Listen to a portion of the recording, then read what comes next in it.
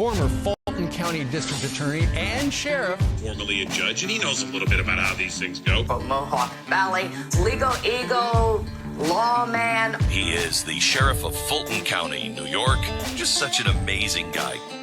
This is the Rich Giardino Show, where the Constitution, crime, and politics meet.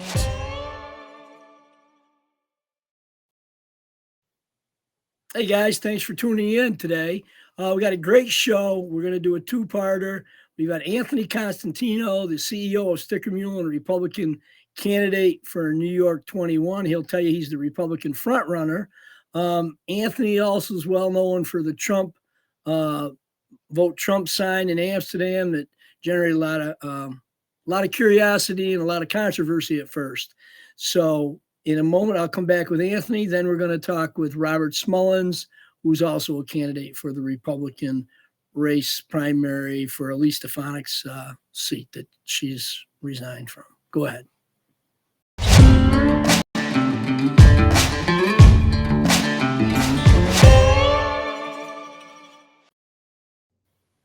Hey, Anthony, welcome aboard. Thanks for taking time out of your schedule to be with us. I appreciate it. Hey, I'm happy to be talking to the only guy I was scared to run against. I told somebody, you said, you can't say anything bad about me. I say, well, if I said I was running, you'd find plenty to print. Well, that's okay. For now, we'll say you're the only guy I was scared to run against. They were all scared to run against me. There was 20 people in the special election. There's only one left, so I think they're all scared to run against me. That's true. I first met Anthony over the controversy of his sign. He was on my show in the past, and we talked about the First Amendment and the sign. And people who don't know Anthony Constantino aren't aware that he's given millions of dollars away to Amsterdam and Montgomery County and other areas, mostly to help kids, to help the community. He's got, over 1,000 employees. Is that right, Anthony? Yep. And in 17 countries? We got employees all over the place, but we have buildings in 2 or 3 countries. Okay. And so I invited him on months ago, and that was about the sign in the First Amendment. And Anthony's a very private person. It took me about 3 weeks before I could penetrate the security forces to get him on the line and ask if he would come on. So by human nature, Anthony, prior to the run, was not an outgoing person that you would know in the community. He didn't do interviews. He didn't want publicity. He did things to help the community without regard to himself. And once he got the bug, when he caught the bug with the Trump sign, it propelled him. But so I thank you, Anthony, because not a lot of people really know you to know your history. So before we get into your business and that end of it, when you were a kid, you grew up in a very religious household, right?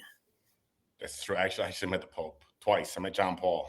You met the Pope with your father. Your father and mother went over with you. My father donated. You got to speak up. Can you? Yeah, my father brought me to meet the Pope shortly after I was born. He donated a statue to the Vatican, and there's actually a replica of the statue at the Orangeville Shrine. And so anyone can stop by and see it. And it's a beautiful statue of the Virgin Mary. And because of that, I got to meet the Pope. And I grew up, I grew up with my house full of Indians and priests. See, my dad called them Indians because he was friends with them all. So you could call, now you should say Native Americans, but he said I would wake up in the morning and there'd either be Native Americans or priests in the house. And interesting child. My father had me late in life. If he was alive today, he'd be over 100 years old, which is why I tell people why my personality is a little different than the typical 43-year-old. So weren't you young when your father passed? Yeah, 7 or 8 years old. I should know the exact number. So when you were a kid, did you play sports in school? Did you go to Amsterdam High? Where'd you go? Bishop Scully? Where'd you actually go to school and things? No, I was not athletic. My mom, was concerned about my school performance, my academic performance. I went to St. Mary's. And following that, she said, I don't trust my kid in public school, so we're going to send him to private school. And she sent me to Albany Academy where Elise Stefanik went. And they had a requirement that you have to play 3 sports a year, which terrified me. I was not an athletic person. And so I got into wrestling. And I tell people I think I had the worst start of anyone in wrestling history. I lost every match I lost my first 30 matches in under 2 minutes. I just went out and got pinned, which means just get beat up very quickly. But I ended tied for the best record in my high school's history. I'm one of only 2 people to go to the sectional finals in all the academy history. And so I learned how to go from being very bad to very, very good very quickly, which is something that that's benefited me throughout my life, learning how to take on new challenges or new endeavors and get good at them really quickly. So then your mother took over the business when your father died, and then you started your own version of the business afterwards, right? Well, that's a little more complicated than that. I think we only got 20 minutes today, so it's a little more complicated than that. My dad died in his management, right? Helped my mom oversee the management of the company for a period of time. They retired when I was towards the end of high school. They retired, and it's very difficult to replace management, and so we tried to do it, and it went terribly. So by my sophomore year of college, I got a phone call. I grew up on the factory floor, and I had good relationships with the factory workers. I got a phone call from one of our supervisors. He said, "Your company's a mess. Could you come take a look at it this summer?" And so I was at RPI. I came back for my sophomore summer, and I saw it was a mess, and I ended up firing the senior management, the old guard, to come back and help me fix the company, which they did for the summer. And then I went back to college. And then by the time I was leaving RPI, it was a mess again. And so I talked to my father's management team, particularly my friend Tom Cummings, about the situation. And he said, "Anthony, you gotta fire the guys again, and you're gonna have to run the company." And so I had the joy of running a failing business in my 20s. I took over the company at age 21, and I was able to get some of the we had a 3-person team running the company, but Tom was really the lead guy. And I got them all to come back for a period, and Tom was an outside advisor for me to help out a lot. And I ran the company for quite a while, but it was never my business. I didn't get compensated much to do it. The most I ever paid myself, in fact, I used to get yelled at. Tom would yell at me. I worked for only some years. I'd work for $25,000. The most I ever made was $50,000, and Tom made me take $50,000 because he said, what happens if the company dies? You're getting nothing. You're putting all your effort into this, and you're getting nothing. You deserve something. And I said, well, this isn't my company. It's my father's company. I owe it to him to try to fix it. And so that was my goal. And when I was 27, or I believe 27, I got upset one day, and I was talking to Tom. And we always said Sticker Mule was built out of anger. I just got upset, and I said, I want to do my own thing. I want to do an internet company. I want to do things differently than what we're doing. I want to be my own person. And Tom said, well, what do people do on the internet, Anthony? He'd never used a computer before. So I showed him the internet, and he went home, and he came and saw me the next morning. And he said, I like saying the story. It was really word for word. He came and saw me, at 9 a.m. next day, he had a notepad, and he said, "Anthony, I thought about what you said last night, and I stayed up last night with a bottle of vodka thinking about the internet, and I decided we got a great internet company together." He said, I'll fund you if you agree to start today. And I said, "Tom, I got a lot going on. Maybe I can do it in a year." Mm-hmm. And so Tom said, almost word for word, he said, "You can't wait a year." He said, "You showed me the internet yesterday. You're already 5 years too late. You got to start today. I'll cut you a check for $100,000, but you have to agree to start today." And so, we agreed to start right away. He said, "Why don't you call your brother, see if he wants to help?" And so, I made a phone call to my brother. He was interested, and it was me, him, and Tom started the company. So I ran my family's company during the day, and I built Sticker Mule at night. And Sticker Mule took off very quickly. And, it took off very quickly. And then, I don't know, 5 or 6 years in, Sticker Mule had gotten so big, I just acquired my family's company. So Sticker Mule acquired my family's company, and I promptly closed it. I just wanted the buildings. I wanted the buildings and the employees. So I grabbed all the buildings, I grabbed the employees, but we were doubling every year. So I was going to double headcount. So I just was like, rather than find, 100 or so new people, I just grabbed the people that I already knew from my family's business. So I acquired my family's business from my company, immediately closed it, and absorbed all the employees into Sticker Mule. Anthony, did you get a degree from RPI, or did you graduate? Believe it or not, my mom and Tom wanted to kick my ass because I never did computer programming. I had one last class to take, and I had one last class to take, but I had a mess in my family's business, so I just came back and I started doing that, and then he would yell at me, "Why don't you go back and get the class?" I said, "Tom, what the hell do I need the class for? I'm running a massive company. I'm only in my 20s. I was doing pretty good at it, and then I built Sticker Mule. So I never finished computer programming at RPI, which is funny because now I manage over 100 engineers. So tell me this: how does a guy who has zero footprint for 40 years, he's got a big business, a lot of money, but you keep a low profile, you could go into a restaurant, 2 years ago, and people wouldn't know who you are. So how does a guy who shied away from publicity and taking credit for the good stuff you did, how do you all of a sudden become a politician? And I don't mean in a bad way. How do you get into politics, or why do you get into politics when you had a great life, you had no headaches, and then you jumped full in, and nobody who looks at Facebook or watches you in a hostile environment, let's say, would say that, Jesus, this guy doesn't want to be here. I mean, you read your Facebook stuff, and people are like, I can't believe he'd say that. But how do you go from where you were to being like a firebomb thrower and not caring what you say? It's a good question. Well, it's a good question, and nobody's asked me that yet. So thank you for letting me explain this one. When I was building the company, I didn't want my name to battle with the name of the company. So I wanted all the attention to be on Sticker Mule. And there's some CEOs that like the attention for themselves. But I say, I really just wanted the brand, the attention to be on the brand. And I didn't really want to disclose anything about the company, because I said, if people know how big the company is, how well it's doing, all it's going to do is hurt us. Because when people hear you're making a lot of money, you have 1,000 employees, all of a sudden, they want to compete with you because they want to slice of the pie too. And so I never told anybody I had 1,000 employees. I never did interviews. Maybe I did one or two, but I really didn't do that many interviews, 2 podcasts here or there, nothing major. Until I put up the vote for Trump sign, and my calculus changes because President Trump got shot. And so I immediately endorsed him to my entire customer list. And what I thought specifically was, look, he almost just died. I've been a big Trump supporter pretty much since I saw him do it, his first speech, or first time I saw him do a speech, I became a fan of his. I think we see the world similarly. And I felt like he was fighting his battle on his own. He wasn't getting the support he needed. And everyone felt like he's just gonna fix all our problems. He's gonna do it by himself, but he needed support, he needed help, and he needed people speaking up on his behalf. So I endorsed him. And then after I endorsed him, the original thought was, well, this is a goofy sticker guy. What does his opinion matter? So I needed to let people know I'm not a goofy sticker guy. I actually have 1,000 employees. I speak multiple languages. I'm pretty smart, pro-boxed. I've been able to do a lot of things very well. So I had to talk about myself in order to get myself taken seriously, in order to be able to advocate for the president. And then all of a sudden I get into politics. I wasn't planning on running, but Roger Stone convinced me to run. Other people convinced me to run. And my calculation is very simple. I took over running my family's company when I was originally 19 and then later 21, because there was no other option. I was the best one for the job, and I did the job very well, and I took care of people very well. I built Sticker Mule because I had to do it, and I had to take care of people, and I did it very well. And I did things for the community because I felt like it had to be done. For example, I rebuilt the Veterans Park because it was totally abandoned. I felt like it had to be done. I saved the community gym because I said, well, we're really going to have no gym anymore. And so with regards to Congress, if I don't do it, it's going to go to some corrupt politician. My opponent's terrible. He just lies like crazy. So if I don't do it, it's going to go to somebody bad. And I sit on the sidelines and I see how bad politics can be. And I see how hard President Trump fought.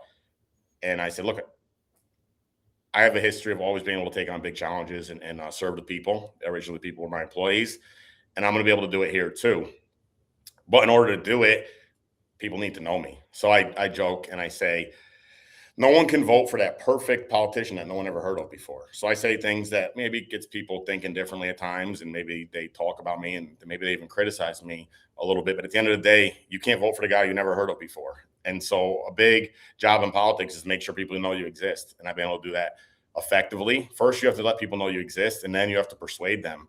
And I think I have been able to effectively persuade them as well, which is why I'm up by 27 points in the polls. And I have people, I gave my opponent a name that he probably doesn't like, but everyone else likes the name, and they're all calling him the name now. So, it's important to be able to do that. And I'm going to be able to persuade people as to how bad the Democrats are very effectively too. Nobody's going to be able to persuade independents and moderate Democrats to come join and vote for me and start thinking the way we think. You have to be able to believe that you can get people thinking differently. I don't think that just because somebody views the world through a more Democrat lens, that they're going to be trapped thinking that way for the rest of their life. So I think there's maybe 20% of Democrats that you can convince to see the world differently. Hey, you're listening to my conversation with Anthony Constantino, the CEO of Sticker Mule and candidate for NY-21 Congressional District. We're having a calm conversation that if you read Facebook, you would say, what? Is this the same guy?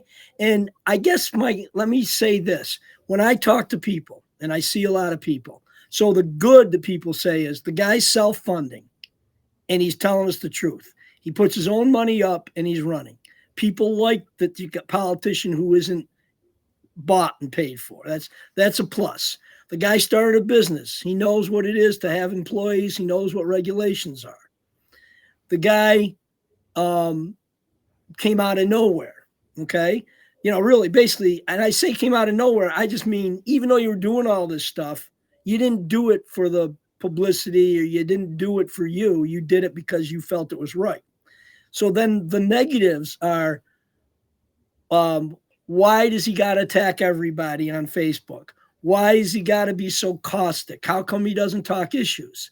And you do talk issues if you look at your stuff. But then the other part is, why was he really a Democrat before? And so can you explain to the listeners what the whole thing was about you being a Democrat before? I mean, did you even really follow or care about politics, number one, and explain that? And then the second part, what's the philosophy? Is the philosophy behind the Facebook to get your notoriety up? Or is it a tool, or is it like secondary? So people say, oh, that's the guy with the Trump sign and on Facebook. You know what I mean? Because that I wonder. Well, I want to be free to be me. And people that know me well, my company know I'm very fun, but I am kind of what you see on Facebook. Maybe it's a little bit over exaggerated on Facebook, but I have a funny way about me. President Trump has a funny way about him. And so does Elon Musk. A lot of the smartest people in the world are sort of, we're fun loving people. And, I want to bring fun and excitement into politics. There's way too much pretentiousness and sanctimony in politics. Like the political class and their journalists have trained our citizens to think that if you're pretentious and sanctimonious, that you're somehow effective. But realistically, our politicians aren't effective. They're very ineffective. They're only effective at being pretentious and sanctimonious and arrogant.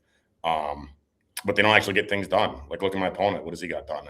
Nothing, except he voted for a transgender bill, which is totally disgusting. He didn't even get done raising his hand and saying he supports President Trump. He couldn't even do that as an elected Republican. So, the only thing these good guys are good at is being sanctimonious. And I want to teach people that you don't need to be sanctimonious and pretentious. You need to be effective. You can be fun-loving and joyful and humorous and jovial and all these great things and still be effective. President Trump knows it. Elon Musk knows it. And I want other people to realize that by watching the way I conduct myself. I'm going to get great things done for the for the citizens and for our county and for our district, for our state, and for the country, and eventually, hopefully, a congressperson affects the world. So there's a lot of lives that are influenced by a congressional person, and I have a track record of taking my responsibility seriously in life and delivering for the people who I'm serving. It's always been my employees and my customers, and I've always served them well, and now I want to serve more people. You're listening to the Rich Giardino Show, where the Constitution, crime, and politics meet. Special two-parter tonight with Anthony Constantino, our first guest, and Robert Smullen, our second guest, who are both running for the NY-21 congressional seat. Traditionally, it's been held by Republicans since 14 years ago. Before that, Republican held. It's the Elise Stefanik seat, other people referring it to. Please like, share, and view us on Facebook, YouTube, Spotify, Apple, X, and all other premium podcasts. Anthony, let me ask you that. How do you respond to those people? I know your attitude's very positive, but how do you respond to those people that say, well, if Anthony loses the Republican primary, he's going to win, and then the Democrat's going to come in? One, I know when we've talked, you said, I'm not going to lose, so that's not a question. But if for some reason lightning strikes and you come in second in the Republican primary, will you continue battling for the seat? Well, I think the very disturbing thing is the conduct of the Republican Party in general that decided every single committee, except for I think 5 or 6 that decided to stay out of it, decided to support a guy that supports transgenderism, that never defended President Trump, never fought for President Trump. That alone is a big no-no. And he lies like crazy. He's got to be one of the most unethical people I ran against. So when I ran a special election, I was running against 20 other people. There's only one left because I beat them all. They're all scared to run against me. If I was to criticize them, I would criticize them for various reasons, but I don't think I criticize anyone special for being as dishonest as this guy is. I got to tell you, Robert Smullen's the most dishonest person I've seen in NY-21 by a lot. Now, I criticize Dan Steck for not supporting the president as well, and I criticize different people for different things. The guy's a corrupt liar. He lied on his tax forms. He got arrested for it. Totally disturbing. He got arrested for it. And I have friends, I employ people that go to jail. And you can go to jail. You got to come out and learn your lesson. But he got arrested for lying, and he just continues lying about big things. He lied about his fundraising. I don't know how he's still running even after that. And the Republican Party and the leaders in the Republican Party, the county sheriffs, the committee people that decided to support this, they look like fools. They should be totally ashamed of themselves. They saw a guy lie saying he raised $500,000. He lied to defraud donors, and they support him when they know I'm up by 27 points. So the Republican Party can fix this in 2 seconds by supporting me, supporting the citizens, and supporting the country. I think what they're doing is they're betraying their own country. It's disgusting, their behavior, and it's furthermore disgusting the behavior of Robert Smullen, who's already announced that he plans on screwing over the Republican Party by running as a conservative once I win. He's already said he plans on doing that. I want to explain that really quickly. I'm up by 27 points. He has no way of winning. The conservative line, there's no democracy on the conservative line. There's no primary on the conservative side. There's one gluttonous loser in New York City that decides who the conservative candidate is, and he wants it to be my opponent, Robert Smullen. My opponent's proud of this. He's proud that he's able to get a line because one gluttonous loser, look at the guy, he's a glutton. Jerry Kassar, look him up, he's a glutton. One gluttonous loser in New York City gets to decide who the conservative candidate is for the North Country. There's no primary. And Robert Smullen's proud of that fact. And he said he's going to get that line, even if he loses to me. He's already said it. Guess what? I'm doing all the hard work behind the scenes to make sure he doesn't get that line. I have to work on this as a project to prevent him from screwing over the Republican Party. The Republican Party could do the right thing right now by fighting for me and telling Robert Smullen that under no circumstances should he accept a conservative line. That's a betrayal of everyone. It's a betrayal of everyone if he does that. And Jerry Kassar, I don't know where he should be resigning. He shouldn't have anything to do with what's going on in the North Country. Well, I know you have a lawsuit against him. He's a gluttonous loser. And I'm going to say this right now, since we're talking. Yep. You were at my vote for Trump thing. Yep. You saw I stood up on behalf of my country. You heard what Jerry Kassar said to me. You heard the tape. You know exactly everything I said is true. I haven't said a single false thing. Why can't you stand up right now and do the right thing and say that this is wrong and say that you support Anthony and that these Republican committee people should not be behaving this way? Robert Smullen should not be behaving this way. Jerry Kassar should not be behaving this way. I want to give you a chance to talk to your viewers and tell them and show them that you're an ethical person because I think you might be, but I think you're not tough enough to do it. Can you do it? Well, I'll tell you what. Jerry Kassar, who I've met personally, has never been difficult with me, but I've had the he endorsed a Democrat in New York City. You know what he said to me, and you know one. No, what he said was what I think. A Democrat in New York City, and you know what he said. Do you think that he meant to kill you, or do you think it's politically kill you? What do you think? I don't think you should make a phone call like that. And if I made a phone call like that, I would have lost my job. You would have cried bloody murder, and all your political friends would have cried bloody murder if you heard me make a phone call like that. I want to give you a chance. Your viewers are listening. Can you show your? I'm not the one running. I put up the vote for Trump sign and I fought for my country. Can you fight for your country right now and tell your viewers that you agree with me and that this behavior is unethical and it shouldn't be tolerated? Because I tell you right now, let me explain this to you. Once I win, I'm going to sit each and every one of you down and I'm going to put you through training on how to be good patriots that fight for your country because the behavior is not okay. Can you go ahead right now and stick up for your country? Well, let me ask you this. Listen, stick up for your country. I stick up for my country every day when I put on a gun and badge. I'm willing to get shot. Let me ask you this. Why don't you speak on this particular topic? Why don't you speak on this particular topic? Well, this is why I want to ask you. Why don't you speak on this particular topic right now? Well, here's what I want to ask you. Smullen served his country. I'm not going to criticize. My father served the country through the Bikini Island atomic bomb test, and he came back and he built a business, and he taught me to be an ethical person. Yeah. My father taught me to be a very ethical, honest person that cares about his community. That's why I do the things I do. I lost my father at a young age, and he instilled great values, and he instilled patriotism and pride in my country. I went to the inauguration in 2016, and I had tremendous pride for what President Trump did.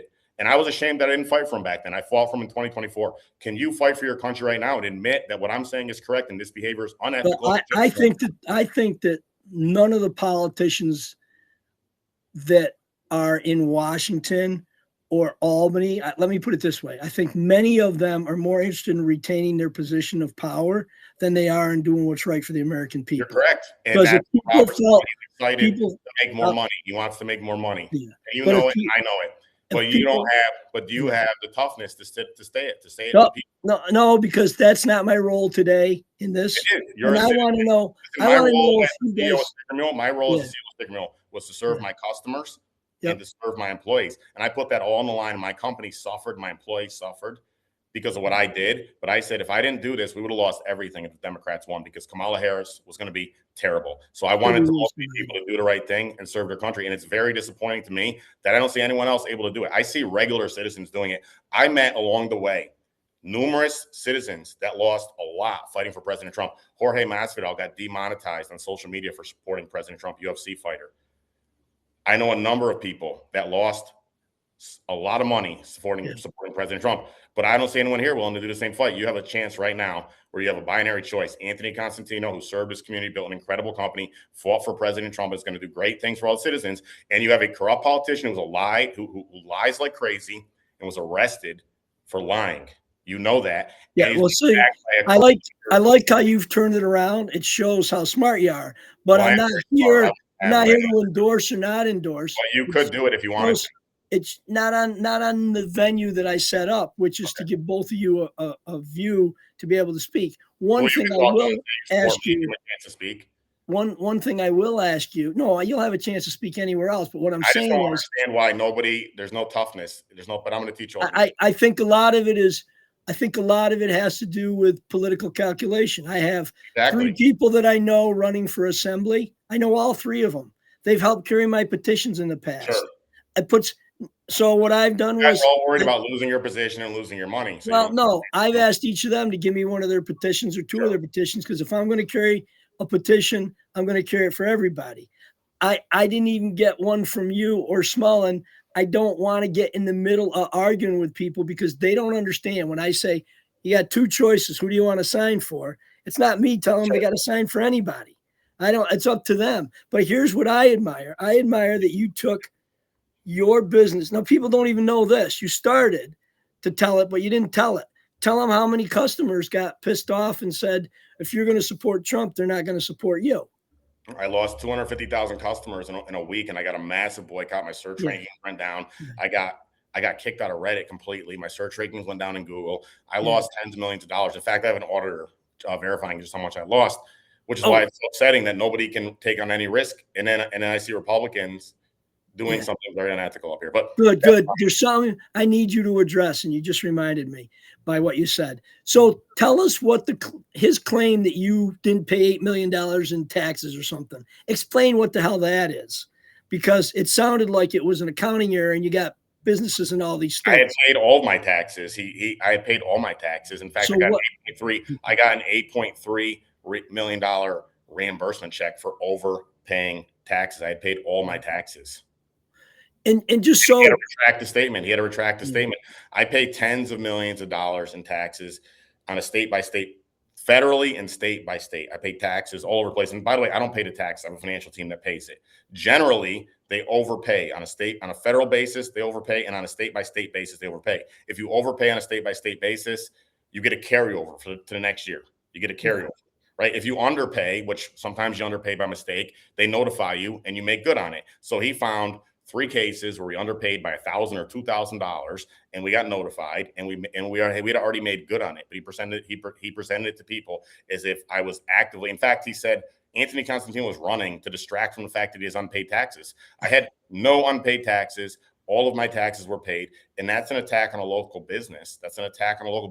He's, as an elected official, he's trying to destroy jobs to benefit himself politically because he's so excited to maybe get in Congress and make more money. That's all this is about for him. He wants to make more money. So you made a good point. When it comes to having a multi-million-dollar business and businesses, and you got to pay taxes, some from the internet, some from businesses where they are, isn't that a little different than having 2 houses and claiming the same thing? That's what you said before, right? In other words, he had a simple form, and he had a very simple form, and he lied on the form. If you look at my situation, I'm paying taxes in all 50 states, multiple different types of taxes as well, because it's not just it's sales tax, it's income, it's all different types of tax. It's and I don't do these, by the way, because I'm not a tax expert. I actually have a firm. That's why you hire people. But I'll tell you here's something funny really quick, because I'll tell you something funny really quick. I have my team. My team's great, but as you know, the Democrats arrested President Trump's CFO. Yeah. And when that happened, I said, these people are nuts. I said, I need to make sure I'm paying my taxes perfectly. And at worst case, we're going to be overpaying. And so I hired the best firm there is, or one of the best there is. And I pay over $300,000 a year to a firm to make sure I pay my taxes perfectly, because I said, these Democrats are crazy. I said, you make a little mistake and they throw you in jail. They threw President Trump's CFO in jail on BS. I thought that was one of the most meanest spirited things I ever saw happen. And, so I have a great team. I always direct them to overpay taxes. We don't take any, questionable deductions. I make so much money. Why would I want to go after? He said I tried to avoid $1,000 in taxes. I make so much money. Why it makes would no I sense. $1,000? So let me ask you this before you do a closing statement. I've got to defend myself. You come on and you say, how come you don't endorse me? I'm going to tell them what our actual conversation is. The one conversation that you've repeated several times. When are you going to grow a set and endorse me? And I'll say the same thing publicly I've said to you. I said, the day that I'm cutting the Rich Giardino Public Safety Sticker Mule Building Sheriff's Department, I'll announce my endorsement.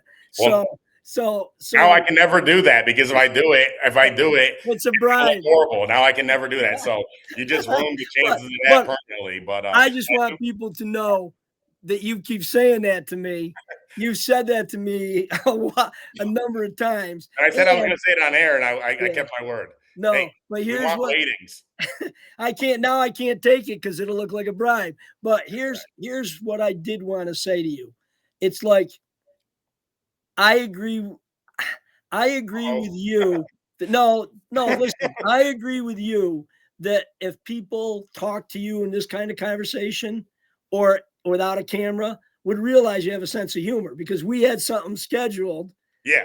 And you got and they waited to mention you till after the dinner, but we had a great skit planned. Oh, I know. And then they got all room. We were gonna have a really funny. So I want people to know what the plan was.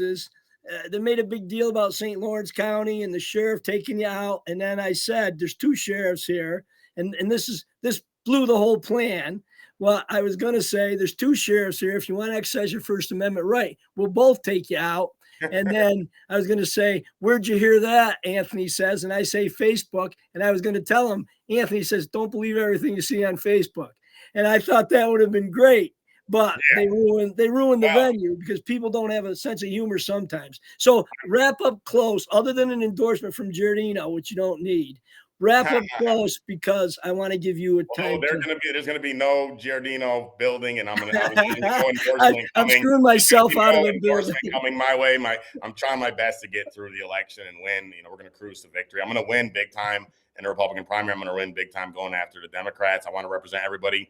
I want to make everybody happy, and hopefully I don't get arrested along the way. Although President Trump got arrested on his journey, so if it happens, so be it. I'm just joking. Don't. So, anyways, thank you. I don't want to get arrested. I don't want to get arrested. Thank you very much for coming on. I really appreciate it. And if anyone has any questions or anything for Anthony, you just message him. You Google him. He'll answer your questions. Sometimes you won't like it, but again, I believe part of your whole Facebook thing is just getting profile up, because I did go around with the DA's petition, because he's running unopposed, so that's safe. When I went around with his, some people said, oh, who's running for what? And I said, well, there's 3 people running the Republican primary for assembly, and there's 2, Anthony Constantino and Robert Smallins, running for this. And the older people who vote that don't do Facebook said, oh, he's the guy with the sign, the Trump sign. So it's funny, because I thought everybody and their brother was watching what you were saying on Facebook, and they're not. No offense to hurt your feelings. Some of them like it. Yeah. Some of them like it, but well, listen, thanks for coming on. Thank you so much. This was a lot of fun, and to everybody watching, I plan on winning big, and we're going to have a lot of fun once I win. In addition to making everyone's life better, putting more money in everyone's pockets, I want us having more fun. I want life to be more fun. I want politics to be a little more fun. You can have fun as long as you're effective and have a track record for being effective and having fun. So hopefully everyone's seeing that. And I look forward to talking to you again, Sheriff, and hopefully we get to get dinner again sometime soon. Well, here's what I'm thinking. After this conversation, my chances of a public safety building are flushed down the toilet because now I can't have a public safety building because they'll say it's a bribe. Yeah, hey, well, I'll at least get you dinner. Dinner I'll take. Hey, thank you very much for coming on. Really appreciate it. All right, thanks. It was fun. Yeah.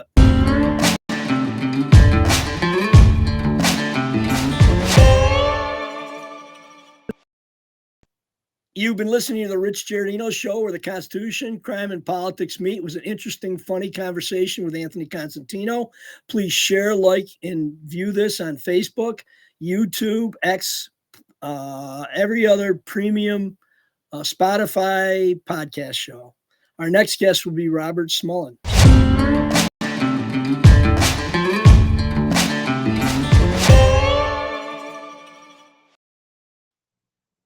Hey, welcome back. You're listening to a special edition of the Rich Giardino Show, Constitution, Crime, and Politics Meet.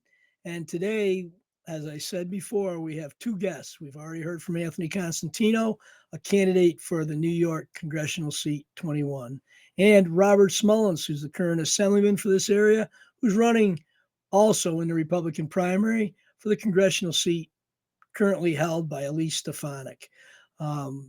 Watch us and listen to us and share us on Spotify, X, YouTube, Facebook, and all other premium podcasts.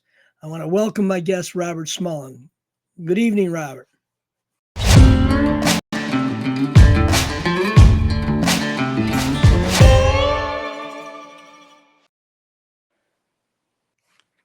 Well, good evening, Sheriff. It's great to be on your show tonight. Thank you. I'm sorry about the delay, a little technical difficulties, but you understand, having been in the military, that those come up from time to time. That's right. Robert, I want to just, a lot of people aren't familiar with your background, and I'm not talking about your military background to start with. Where you grew up, what'd you like to do as a kid? Were you an outdoor kid? Were you an inside kid? Did you work anywhere before you went to college and military? Go ahead. Yeah, no, it's great. I'm from right here in Gloversville. I was born and raised here in Meco, New York, which is a great little hamlet just outside of the great small city here in Fulton County. It's where I was born. It's where I was raised. It's where I went to school. And it's where I graduated from in 1986. So I had as great of a childhood as you could possibly think about. I went to Meco Elementary School, which was just a K through 5 school. I went to SC Middle School, and I went to Gloversville High School. A good thing about the Meco, where I grew up in, is that it was right across the street from the Meco Volunteer Fire Company. That was formed in 1951. My grandfather was actually the founding chief of Meco Fire Company. My dad joined in 1953. And in fact, he's still a member to this day. He's still a volunteer in the fire community. But we were from a very close family. Our people, we were Irish immigrants who came here in the 1840s. We were masons. We did block, brick, stone, and concrete. We built things of enduring value to the people of Fulton County throughout our entire lives. My father and my grandfather were both proud union bricklayers, but also had our own family business, H. Smullen and Sons Masonry Construction. That's who I grew up with, was all of my cousins, all of my great uncles, growing up right here in Meco, going up to the town of Bleecker, where we had our hunting camp up there. Learning how to hunt, learning how to fish. I was a big outdoor kid, also a big soccer player. I played soccer from 6th grade all the way through high school. So what an active, enjoyable youth I had, especially being so close to the Adirondacks. We spent a lot of our time in the summers going on camping trips and going fishing in all the great lakes that are up there in the Adirondacks. So it was about as perfect of a childhood as you could possibly get. Yeah. Well, you got a lot of lakes here. You got Canada Lake, Kroger Lake, Peck's Lake. You got Sagandaga, tremendous area. So did you go into the military through ROTC, or did you go in from high school, or what was your career path to the military? Yeah, my journey into the military went through actually military college. I went to the Citadel, which is a college in Charleston, South Carolina, where I took ROTC. And when I got done with school, I went to what's called Officer Candidate School at Quantico, Virginia. And once I graduated from there, I was commissioned as second lieutenant into the United States Marine Corps. I knew I'd always wanted to go into the military. And I knew growing up with the people that I did, my great uncle, George, he had fought in the 28th Infantry Division in the Battle of the Bulge. And another close relative, we called him Uncle Judd. He wasn't really my great uncle, but he was very close cousin to my family. He was in the 10th Mountain Division. He was one of the ski troopers that you always hear about. And he fought all through the Italian campaign and came back. And he was actually the one that gave me my first pair of skis that I learned how to ski on Royal Mountain and Oak Mountain. So yeah, they were a great influence on me. But I always wanted to go into the military. I always wanted to serve our country. Because I grew up hunting and fishing, I was very suited to be in the infantry. And I found that I liked it a lot. And my first duty station was actually in the 3rd Battalion, 3rd Marine Regiment out in Hawaii, where I did 2 deployments out to Okinawa, Japan from there. So it was quite an adventure for a young person like myself from a great place like Fulton County. So as a second lieutenant, were you engaged out in the field, or were you supervising troops, or what actually happens? Because I think anyone who serves, regardless of their rank or their branch, deserves kudos from the rest of us and thanks. So yeah, no, I was an infantry leader is what I was. I was a platoon commander. I was a weapons platoon commander. And I was also a company executive officer, the second in command of a 150-person rifle company when I was in Hawaii. So it was really a great leadership experience. You think about the military, we bring young men and women from all over the United States into what I think is our finest institution of national unity. That's the United States Marine Corps. They come from all over, from all walks of life, all different races, creeds, colors, religion, and we come together for a common purpose. And that purpose is to support and defend the Constitution of the United States. It's really a beautiful thing. And that's where I really learned what a great country America was. I had young Marines from all over the United States, and we were in Hawaii, and then we deployed twice to Okinawa, Japan, on a mission to be able to do ground combat, to locate, close with, and destroy the enemy by firing close combat. And this was in the early 1990s. It was a time when North Korea was very active, and we were part of the war plan to be part of the Korean War if it came again. It was quite an experience for a young person like myself. So when you got out of the military, you moved back to Fulton County and was the Hudson River director of the Hudson River Black River Regulating District. How long did you do that for? Oh, well, I did that for a couple of years, but I actually spent a few years in Hawaii, but I ended up spending 24 years in the Marine Corps. I did tours. I did a tour of duty in Arlington National Cemetery, doing military funerals. I went back to the Fleet Marine Force, 1st Battalion, 1st Marines. I was a company commander and then a operations officer for battalion. That's when I went to Afghanistan for Operation Enduring Freedom off of Navy ships. I was also a strategist at the Pentagon. I did a combat advisor tour in Afghanistan. I also went to War College after commanding a battalion at Camp Lejeune, North Carolina. And then I finally ended up at the Pentagon in my final tour of duty when I retired as a colonel. But that's actually what led me to being appointed by the governor to the Hudson River Black River Regulating District. I was a very seasoned leader.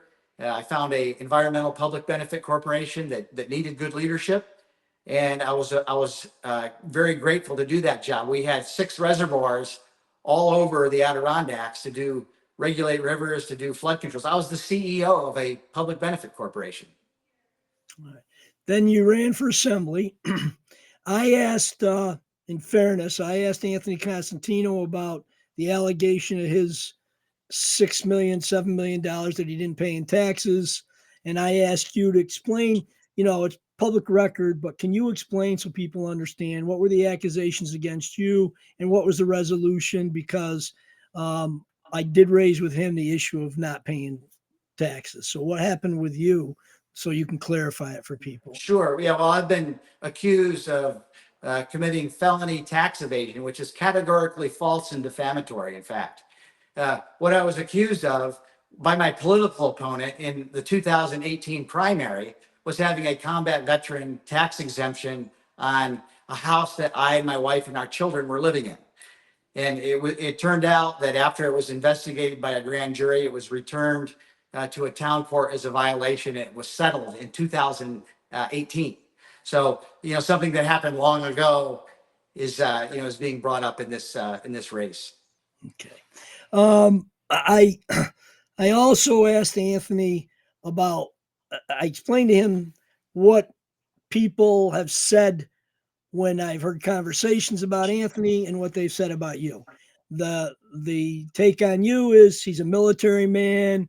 He's been in the community. He's involved. He is assemblyman already. He knows the system. He's got some people involved. And I told Anthony that people like that he's self-funded, that he owns a business, so he's been through the red tape and the regulations and things of that nature. Is there anything about those points you want to address? Because it's funny that the strong points are there for both of you, depending on who you listen to. And I actually confronted and asked Anthony a little bit about, using Facebook, because it's not discussing at times a lot of the issues. It's more of a mud fest. So I see you've now fallen into that trap because you've responded in like. But tell us about the strengths that you have that you bring to the table for a congressional run. Yeah, what people really need to know about me is that I'm a servant leader. I take the interests of the people at heart. I've done it my entire life, whether I was leading Marines in the Marine Corps for 24 years, whether I was leading an environmental public benefit corporation, or my time since I've been in the state assembly, actually doing public policy. In fact, while I'm in the assembly, I'm actually the chairman of the Assembly Republican Conference. I'm a leader of the 47 Republicans that are in the assembly. I've been the chair of the Assembly Republican Review Committee, which is a peer-nominated, peer-voted-on position where we actually think about the policies that are best for New York State. I'm also the co-chair of the Sports Caucus. I look after all of the sports people that are all over the Adirondacks, whether it's hunting, fishing, hiking, snowmobilers, all the people that love to recreate in the outdoors, the things that I love to do as a kid and love to do today, living here on my farm here in Gloversville. So I've got a lot of really great experience. In addition to that, I serve on 6 committees right now. When I was in the Pentagon working for the Marine Corps, I actually did strategy, the quadrennial defense review, where I looked at the defense budget, almost $1 trillion of spending. Today, I'm on the Ways and Means Committee in Albany, where I look after the $250 billion of spending. In fact, we're getting ready to debate the state budget that's going on right now. I'm also on the Higher Education Committee. I look after our 64 state universities in New York, our SUNY colleges, including our community colleges right here in Fulton and Montgomery County. I also look after the City University of New York and the 106 private colleges and universities in New York State. So I'm very, very vested in the education community here in New York. I'm on the Veterans Committee. There are 650,000 veterans in New York State. Being a veteran is one of my passions. I actually enjoy taking care of the veterans to make sure that they get the benefits that they deserve and that they are well taken care of, and thanking them for their service in that regard. The other committees that I'm on, it's the Environmental Conservation Committee. Nothing is more important these days than the affordability crisis that the Climate Leadership and the Community Protection Act have put on us here in New York State. Our electric bills are through the roof because of one-party rule in Albany, and I've been the one that's been fighting that ever since I got into the assembly in 2019. The last committee I'll bring up is the Banking Committee, which New York is a big financial services state. I know all about our banking system here in New York and at the federal level. So when you think about all of the things that would make a great leader in Congress, someone who knows how to legislate, someone who knows what the issues are, someone who knows the people, who knows the district. In fact, of the 15 counties in the district, I have either represented or I have worked in 11 of those 15 counties. I think that's, absolutely amazing that the people of those districts, I know who the people are, I know where the businesses are, I know what they need. I know all about the economic development that goes on in those counties, all about what's going on in the schools. You know, I would say that I am the best person for this job because I know what it's like to be a servant leader here in upstate New York. Yeah. One of the one of the issues I got into with Anthony was the claim that he was not always a Republican and he was a Democrat, and the switch and going from a businessman to seeking congressional seat, the Trump sign. He said, and you can clarify this for us, he said that you didn't come out in the early years to support Trump. What's he talking about? Is that true, or when did you first adopt that you were backing Trump in 2020? Well, this is part of the deflection that he's doing in this whole thing. You know, in fact, he registered as a Democrat during the first Trump administration in 2018. And then, for whatever reason, he re-registered as a Democrat during the Biden administration in 2022. And he didn't register as a Republican until after President Trump was elected a second time, when he realized he needed to run for Congress and he was going to attempt to buy this congressional seat. So here's the facts. The fact of the matter is that I am the only person that was able to vote for President Trump in the 2016 primary. I was the only person that was able to be at the Republican National Convention in 2024. I attended the presidential inauguration in 2017. I attended the presidential inauguration in 2025. And in fact, President Trump appointed me in 2018 to the President's Commission on White House Fellows. I have a commission signed by the president that shows that I was part of his administration during the first Trump administration. So any idea that I don't support President Trump is simply untrue. And it's just a deflection on what's really happening here, is that there's somebody who's coming in here to buy an election, who never supported the president because he wasn't even a Republican. We're in a Republican primary. Primary voters need to know who supported President Trump, and that's Robert Smullen. Yeah.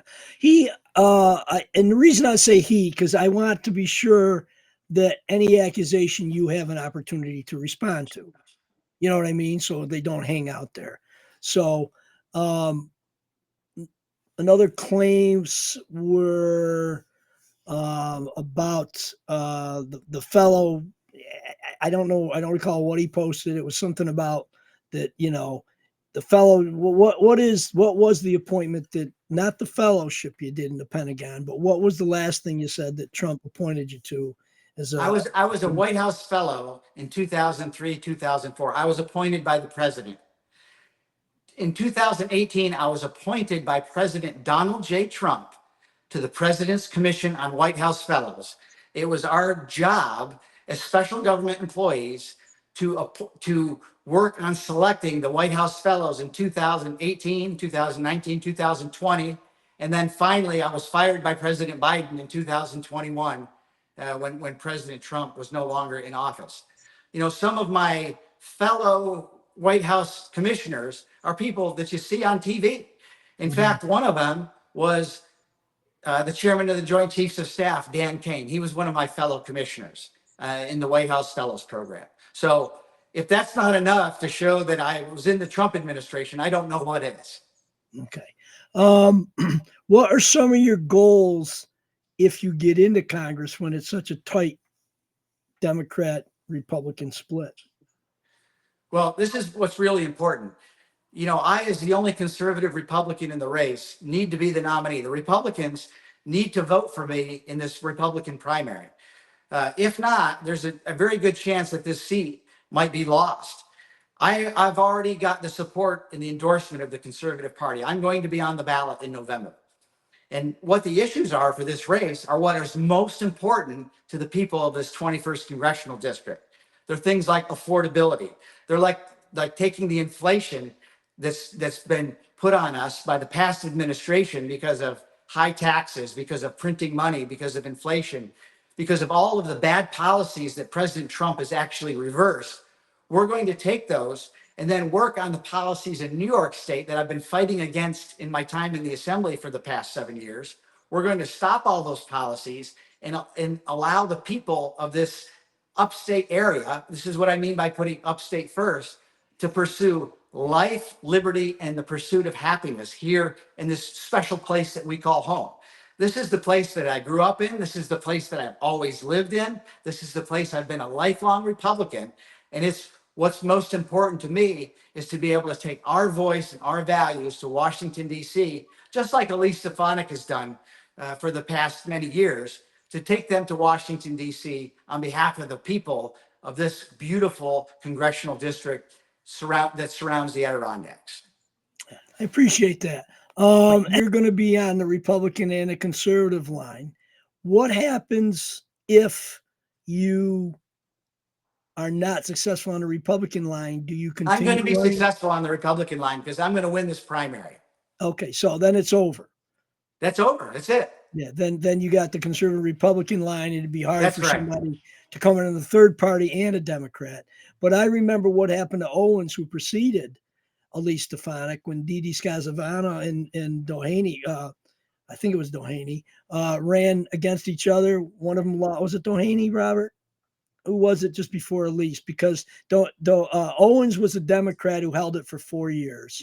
But what happened is the Republicans split it in a primary, and they continued to run against each other, and that allowed a Democrat to win. So, yeah, we don't want that to happen. So that's why Robert Smullen needs to be the nominee of the Republican and the Conservative Party. So this won't happen. So what will happen in this election is that I'm going to win the election, and then I'm going to go to the general election, and then I will defeat whatever Democrat comes up, because this district is absolutely tailored to a person that's like me, a conservative Republican, someone who is serious, who is substantive, who has spent a lifetime of serving this country, a servant leader for the people. And I will represent all of the people in this district. I've done it in the assembly. My idea when I go to vote is that I'm voting what the vast majority of the people in the assembly want me to vote on a bill, on an issue, on whatever is before us in the assembly. And I'll do the very same thing in Congress. And I've been all around this district. I've been in all 15 counties. In fact, I've won 11 endorsements of county GOP committees around this district. Every committee that has voted to do an endorsement has voted for Robert Smullen. Every conservative committee that has voted to do an endorsement has voted for Robert Smullen. That shows what enormous support that we have. We've got committee people, hundreds of people carrying petitions all around this district today, tomorrow, throughout the petitioning period. We're going to be on the ballot. We've got a strong ground game, and my candidacy is on a roll. And in fact, we've got even more endorsements that I'd like to tell all your listeners about. The New York State Rifle and Pistol Association has endorsed me. That's all of the Second Amendment people in the district. The New York State PBA, the Troopers PBA, has endorsed me. That's the premier law enforcement union in the district. And I've got other endorsements of almost 100 local officials at this point have endorsed me. And we're getting more and more each day. So my campaign is picking up steam day by day in this whole campaign. yeah. You're listening to the Rich Giardino Show, where the Constitution, crime, and politics meet. Today's show, we have it's an extra special program with both Assemblyman Robert Smullen and Anthony Constantino, who are both seeking the 21 Congressional District seat in a Republican primary. Anything else that you want to address? Again, I addressed with Anthony some of the attacks on him, and I wanted to give you an opportunity. You responded to some of those, only so people hear it directly from you. Again, I have been watching and listening to people, and I thought a lot more people paid attention to Facebook. When I've been out and around, a lot of older people, the demographic that vote, really don't pay a lot of attention to Facebook. So I found it interesting because they know you as their assemblyman, and then they know Anthony Constantino as the guy with the Trump sign. And the older, I say the older people, my age, but I guess a lot of the demographics that vote aren't necessarily social media people for a variety of reasons. I mean, I had A couple people yesterday, a woman told me, she says, I stay right off of the computer. It's evil. And I don't like listening to all the stuff that's gone on, you know? And I don't think she was talking about your race in particular. She was talking about the general consensus. And I think the consensus in this country now is I have found more people this time because I'm carrying unopposed people, petitions, that when I go door to door, I find more people who say that they just don't want to be involved. They want to be disengaged. They don't like the tenor of politics. They don't like it across the board, whether it's state, local, and national. And they also think that more politicians care less about them and doing what's right for them and more about staying elected. So I think that's something to, sorry, dry throat, something to overcome, that you'll have to, everybody running has to overcome that. Tell me why you're different. You know what I mean? I think and it was weird, because it wasn't one or two comments. It was a lot of comments. And it was like, I didn't mention particular races necessarily. A lot of people are frustrated.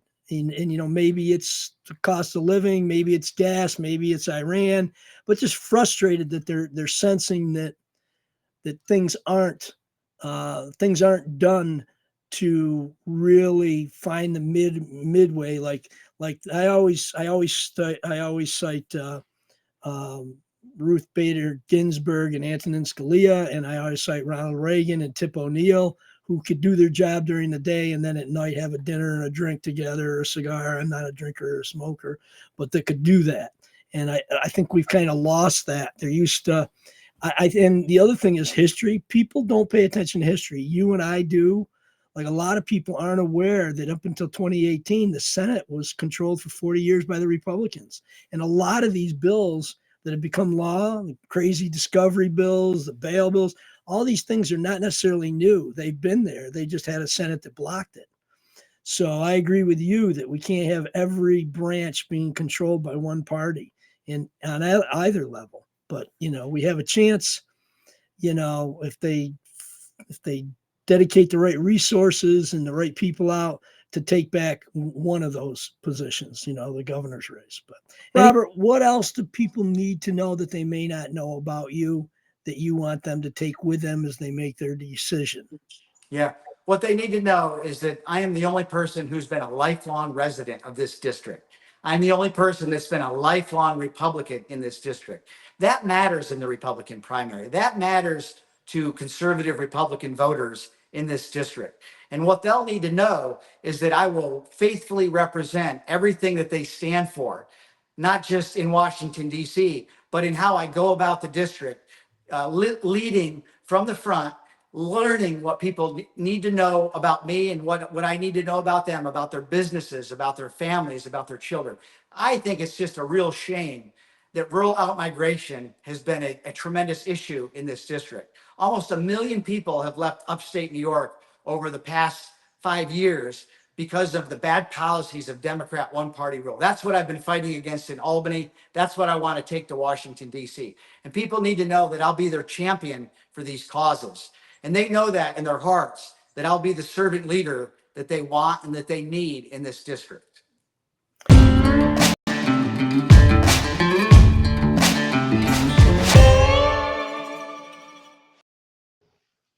Folks, thanks for tuning into the Rich Giardino Show, where the Constitution, crime, and politics meet. It's been a special edition with Robert Smullen, our Assemblyman, and Anthony Constantino, the CEO of Sticker Mule, both seeking the Republican primary for the Congressional District being vacated by Elise Stefanik.